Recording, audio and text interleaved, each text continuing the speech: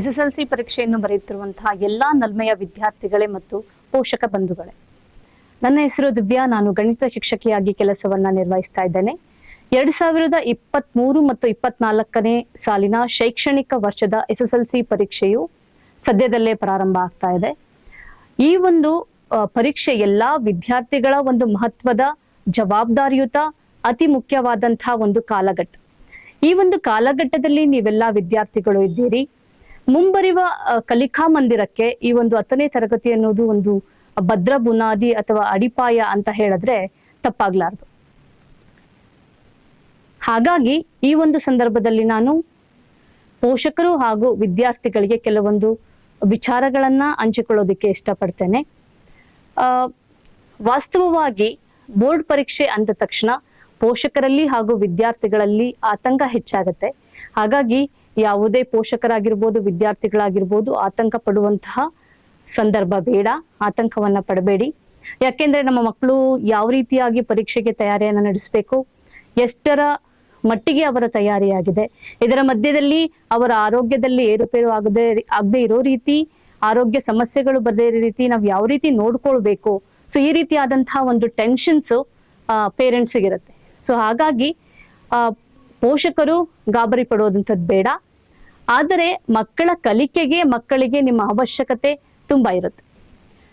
ಪ್ರತಿಯೊಂದು ಮಕ್ಕಳಿಗೂ ಮನೆ ಅಥವಾ ಕುಟುಂಬ ಅನ್ನೋದು ಎಷ್ಟು ಮುಖ್ಯ ಆಗಿರುತ್ತೆ ಅಂದ್ರೆ, ಇದು ಒಂದು ಪ್ರಮುಖವಾದ ಪಾತ್ರವನ್ನ ಒಂದು ವಿದ್ಯಾರ್ಥಿಯ ಮೇಲೆ ಬೀರುತ್ತೆ. ಯಾಕೆಂದ್ರೆ ನಿಮಗೆ ಒಂದು ಉಕ್ತಿ ಗೊತ್ತಿದೆ, ಮನೆಯೇ ಮೊದಲ ಪಾಠ, ಶಾಲೆ ಜನನಿ ತಾನೇ ಮೊದಲ ಗುರು ಅನ್ನೋ ರೀತಿ. ಮಗು ಮನೆಯಲ್ಲಿಯೇ ಮೊದಲ ಪಾಠ ಕಲಿಯೋದ್ರಿಂದ ಮನೆಯ ವಾತಾವರಣ ಚೆನ್ನಾಗಿರ್ಬೇಕು.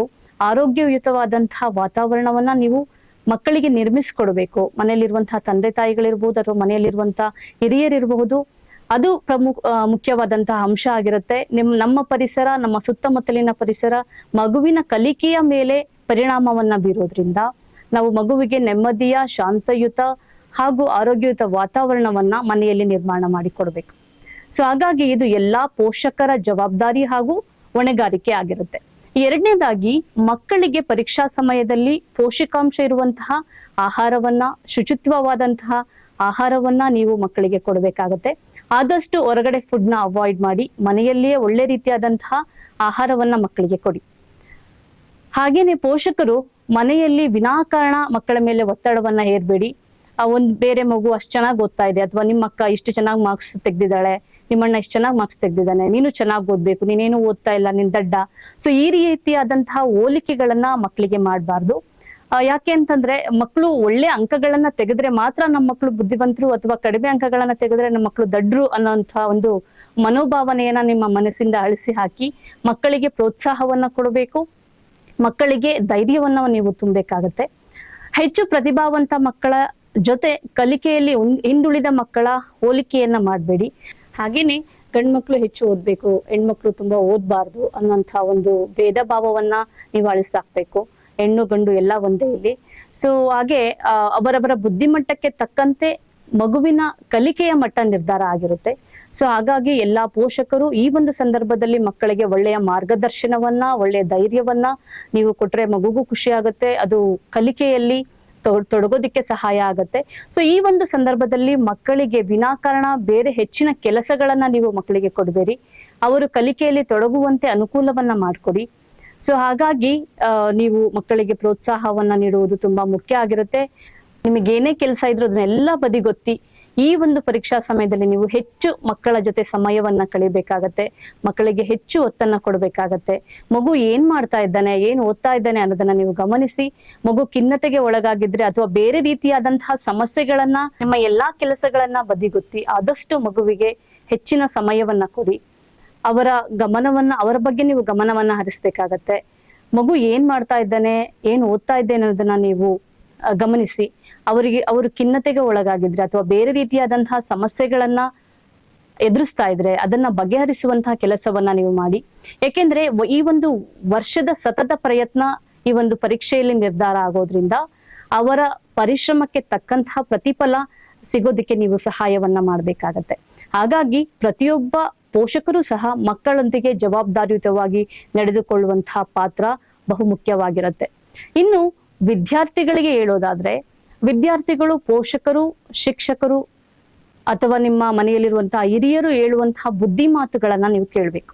ಯಾಕೆಂದ್ರೆ ನಿಮಗೆ ಹೇಳುವಂತಹ ಬುದ್ಧಿ ಮಾತುಗಳು ಅವರ ಜೀವನದಲ್ಲಿ ಅವರು ಅನುಭವಿಸಿದಂತಹ ಅನುಭವಗಳ ಆಧಾರದ ಮೇಲಿರುತ್ತೆ. ಸೊ ಹಾಗಾಗಿ ಆ ಬುದ್ಧಿ ಮಾತುಗಳು ನಿಮ್ಮ ಮುಂದಿನ ದಾರಿದೀಪ ಆಗಬಹುದು. ಹಾಗಾಗಿ ಹಿರಿಯರಿಗೆ, ಗುರು ಹಿರಿಯರಿಗೆ, ತಂದೆ ತಾಯಿಗಳಿಗೆ ಒಳ್ಳೆ ಗೌರವವನ್ನ ಕೊಡಿ, ಅವರನ್ನ ಗೌರವಿಸಿ ಅವರ ಮಾತುಗಳನ್ನ ನೀವು ಕೇಳ್ಬೇಕಾಗತ್ತೆ. ಇನ್ನ ಓದಿನ ವಿಷಯಕ್ಕೆ ಬಂದ್ರೆ ಯಾವ ರೀತಿ ನೀವು ಓದ್ಬೇಕು ಅನ್ನೋದಾದ್ರೆ, ನಿಮ್ಮ ಮನಸ್ಸನ್ನ ನೀವು ನಿಯಂತ್ರಣದಲ್ಲಿ ಇಟ್ಟುಕೊಳ್ಳೋದನ್ನ ಕಲಿಬೇಕು. ಓದುವುದಕ್ಕೂ ಮುಂಚೆ ಒಂದು ಸುಂದರವಾದ, ಸ್ವಚ್ಛವಾದಂತಹ ಒಂದು ವೇಳಾಪಟ್ಟಿಯನ್ನ ತಯಾರಿಸ್ಕೊಳ್ಬೇಕು. ಓದುವುದಕ್ಕೂ ಕುಳಿತುಕೊಳ್ಳುವುದಕ್ಕೂ ಮುಂಚೆ ನೀವು 5 ರಿಂದ 10 ನಿಮಿಷ ಧ್ಯಾನವನ್ನ ಮಾಡಬೇಕು. ಧ್ಯಾನವನ್ನ ಮಾಡಿ ನೀವು ಓದುವುದಕ್ಕೆ ಪ್ರಾರಂಭವನ್ನ ಮಾಡಬೇಕು. ಓದುವುದಕ್ಕೂ ಮೊದಲು ಒಂದು ಸುಂದರವಾದ, ಸ್ಪಷ್ಟವಾದ ವೇಳಾಪಟ್ಟಿಯನ್ನ ತಯಾರಿಸ್ಕೊಳ್ಬೇಕು ಅಂತ ನಾನು ಆಗ್ಲೇ ಹೇಳ್ದೆ. ಅದರ ಪ್ರಕಾರ ನಿಮ್ಮ ಕಲಿಕೆ ಸಾಗ್ಬೇಕು. ಓದುವಾಗ ನಿಮ್ಮ ಸಂಪೂರ್ಣ ಗಮನ ನೀವು ಓದುತ್ತಿರುವಂತಹ ವಿಷಯದ ಬಗ್ಗೆ ಇರಬೇಕು. ಓದುತ್ತಾ ವಿಷಯವನ್ನ ಮನನ ಮಾಡ್ಕೊಳ್ಬೇಕು, ಅರ್ಥ ಮಾಡ್ಕೊಂಡು ಓದ್ಬೇಕು. ಬಾಯಿಪಾಠ ಮಾಡೋದ್ರಿಂದ, ಬೈಹಾರ್ಟ್ ಮಾಡೋದ್ರಿಂದ ಅದು ಹೆಚ್ಚು ಸ್ಮೃತಿಯಲ್ಲಿ ಉಳಿಯೋದಿಲ್ಲ. ಸೊ ಮನಸ್ಸನ್ನ ತಿಳಿಯಾಗಿಸ್ಕೊಂಡು, ಶಾಂತಿಯುತವಾಗಿಟ್ಕೊಂಡು, ಯಾವುದೇ ರೀತಿಯ ಅನವಶ್ಯಕ ಆಲೋಚನೆಗಳು ಬೇಡ. ಓದಿನಲ್ಲಿ ಏಕಾಗ್ರತೆ ಇರಲಿ.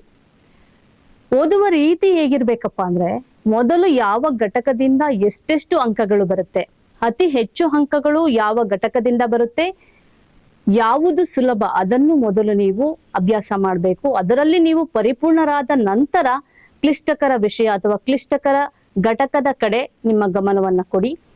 ಯಾವುದು ನಿಮಗೆ ಕಷ್ಟ ಅನಿಸುತ್ತೋ ಅದನ್ನ 2-3 ಸಲ ಅಭ್ಯಾಸ ಮಾಡಿಕೊಳ್ಳುವುದರ ಮೂಲಕ ನೀವು ಓದ್ಬೇಕಾಗತ್ತೆ. ಓದಿದ ವಿಷಯವನ್ನ ಸಮಯ ಸಿಕ್ಕಾಗಲೆಲ್ಲ ನೀವು ಪುನರಾವರ್ತನೆಯನ್ನ ಮಾಡಿ.